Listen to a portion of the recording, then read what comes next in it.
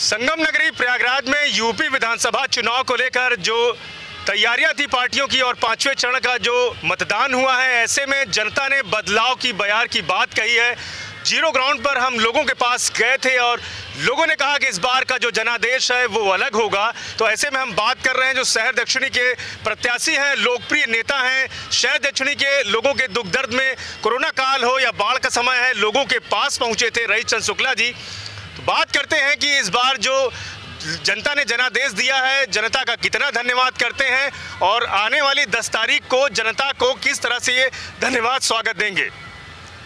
उत्तर प्रदेश उत्तराखंड को आप लोगों को पहले तो धन्यवाद देते हैं। और अभी ने आपने पूछा तो मैं सबसे पहले शहर दक्षिणी विधानसभा 263 के सपा के पदाधिकारी, कार्यकर्ता और जनता सबको मैं प्रणाम करता हूं, दंडवत प्रणाम करता हूं और उनका सहर्ष धन्यवाद देता हूं और उनको इस बात की बधाई देता हूं कि समय से पहुंच करके उन लोगों ने जिस तरह से मुझे प्यार दुलार दिया है, वोट किया है, उसके लिए मैं आजीवन ऋणी रहूंगा उनका। जनता का ये मानना है कि इन 5 सालों में मंत्री विधायक उनके दर पे नहीं पहुंचे। कोरोना काल में लोग रोते रहे लेकिन ये लोग नहीं पहुंचे और बाद में ये जब दावा आता है तो लोग महंगाई और भी तमाम मुद्दे किनारे करके राष्ट्रवाद को ही हवा देते हैं। लेकिन जनता ने जो प्यार और दुलार दिया है उसको लेके क्या कहेंगे, जो महंगाई और कोरोना पे ये अपने आप को फेल बताते हैं और फिर राम मंदिर और हिंदुत्व की बात करते हैं। इनके पास कोई मुद्दा ही नहीं रह गया है। यही मुद्दा है कि जनता का जो अभी ये देखिए 5 साल नहीं दिखाई दिए, जब चुनाव आया तब दिखाई दिए। और मैं अपनी बात ये कह रहा हूँ कि आप किसी भी आदमी के पास जाइए, कोरोना काल में पूछिए कि अगर उसने मुझे याद किया तो रईस शुक्ला वहाँ पहुँच गए हैं। किसी भी जनता ने किया, चाहे वो इस्कान मंदिर वालों ने किया हो, चाहे करेली वालों ने किया हो, चाहे सोई मंडी वालों ने किया हो, चाहे मालवीय नगर वालों ने किया हो, जिन्होंने याद किया उसके यहाँ ज़रूर पहुँचे हम।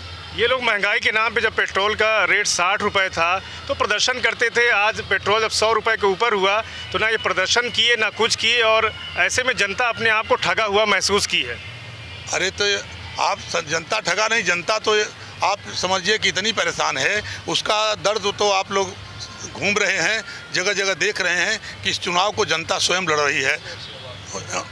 जनता उसका जवाब आपको 10 तारीख को मालूम हो जाए किस तरह से दे रही है। पुरानी पेंशन जो आपकी तरफ से राष्ट्रीय अध्यक्ष जी ने पुरानी पेंशन बहाली की बात की, जनता ने अपार स्नेह दिया है वोटिंग के माध्यम से, क्या कहेंगे?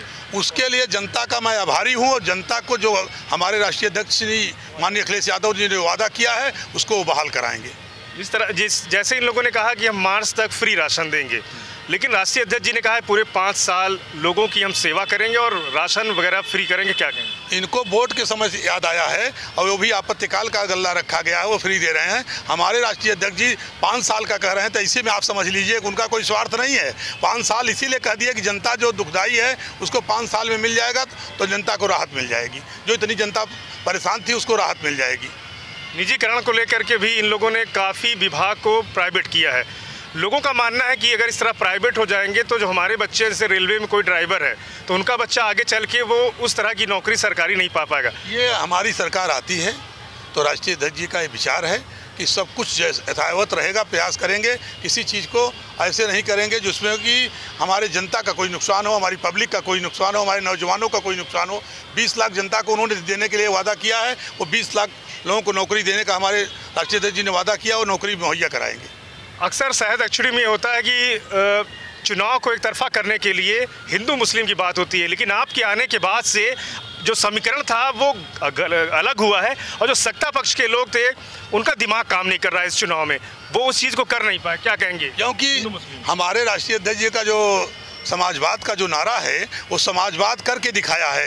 हिंदू, मुसलमान, यादव, केवट, बिंद, निषाद, जितने कौम हैं, हेला, मतलब मौर्य, कुपासी, कुनबी, पटेल, मौर्य, ये सारे लोग, बनिया, वैश्य, सब लोग एक तरफ से वोट दिए हैं। आप जब जिस समय 10 तारीख को वोट खुलेगा तो आप लोग खुद ही चकरा जाएंगे ये हुआ क्या है।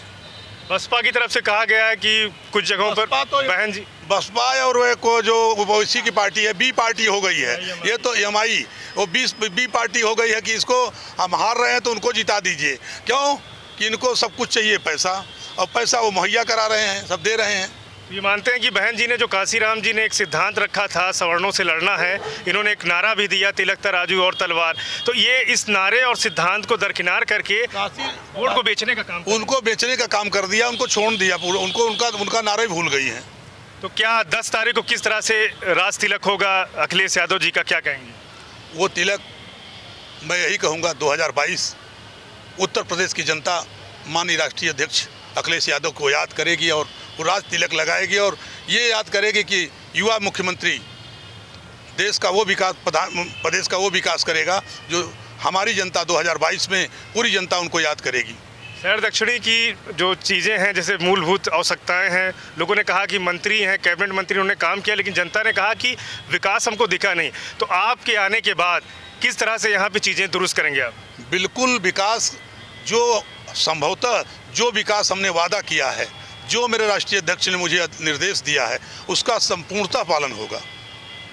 तो ये थे हमारे साथ रहीश चंद्र शुक्ला जी, जो शहर दक्षिणी के लोकप्रिय नेता हैं और जनता ने इन्हें इस बार अपार स्नेह दिया है वोट के माध्यम से। जो सरकारी कर्मचारी थे उन्होंने भी पुरानी पेंशन बहाली को लेकर के इनका सहयोग किया है। जो युवा थे, जो बेरोजगार थे, सरकार ने दावे किए कि हमने रोजगार दिया है। तो जुमलेबाजी को लेकर जनता ने इस बार अपना अलग जनादेश दिया है और विकास की बयार की बात जो सत्ता पक्ष के जो लोग थे वो कर रहे थे, लेकिन जनता ने एक टूक कहा है कि इस बार कोरोना काल रहा हो या बाढ़ रही हो, इन महामारियों के दौरान जो नेता और कैबिनेट मंत्री थे वो लोगों के पास नहीं पहुंचे। जनता ने साफ कहा है कि इस बार प्रदेश में बदलाव होगा।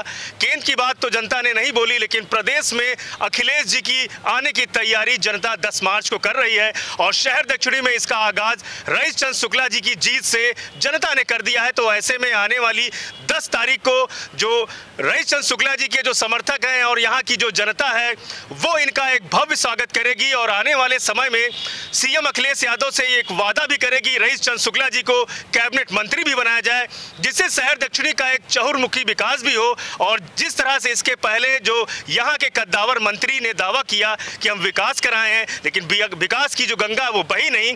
तो ऐसे में जनता का एक आह्वान होगा अखिलेश यादव जी से कि रहीश चंद्र शुक्ला जी को विधायक बनने के बाद कैबिनेट का भी एक दर्जा मिले और कैबिनेट में इन्हें शामिल भी किया जाए, जिससे प्रयागराज का एक गौरव बढ़ेगा और जनता का एक मान सम्मान अखिलेश यादव को अपने इस लाल को मंत्री बनाने के बाद मिलेगा। सुपर प्रयाग न्यूज उत्तर प्रदेश उत्तराखंड के लिए अपने सहयोगी आलम के साथ पवन देव।